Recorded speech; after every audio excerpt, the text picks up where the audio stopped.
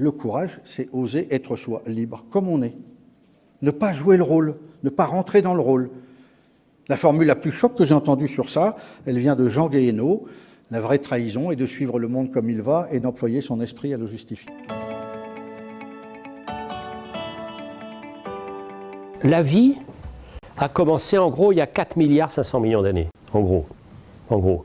Donc, si on prend notre langage d'aujourd'hui, c'est une start-up qui a réussi. Et moi, ma position de plus en plus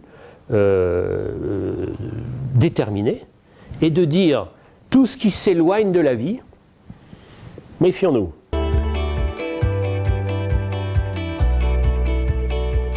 L'éboueur heureux, il sait que son rôle est essentiel pour le fonctionnement de la société. Les autres le savent, l'apprécient pour. Et donc vous avez moins d'effractions parce que ce rôle-là, qui peut être peut-être regardé un peu de haut de certains, devient tout d'un coup essentiel pour le bon fonctionnement.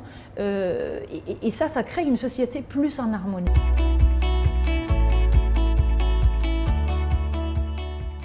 Je crois que dans le métier que je fais, il faut être très rigoureux. Ce sont des mots, créativité, innovation, que j'entends parfois comme des synonymes, alors que c'est absolument pas la même chose.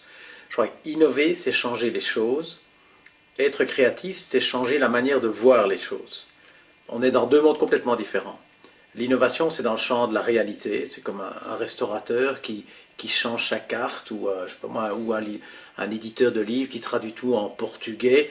On sent bien que il y a du changement, mais fondamentalement, c'est la même chose. Le restaurateur reste dans son restaurant, l'éditeur reste avec des bouquins. La créativité, c'est autre chose. C'est quand, tout à coup, et je dis bien tout à coup, parce que quand ça se produit, c'est un choc, là on est dans le monde des perceptions, l'on se dit, tiens, au fond, on pourrait faire autre chose.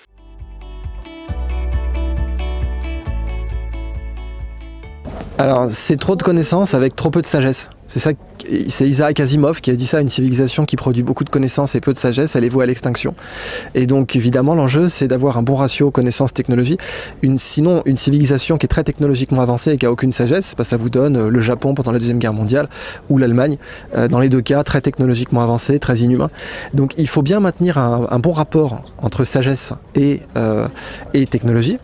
Ce rapport, pour l'instant, il est plutôt en défaveur de la sagesse. On le voit, en 15 ans, les technologies explosent, mais la sagesse n'explose pas d'autant. Peut-être qu'au XXIe siècle, la sagesse explosera aussi vite que la connaissance.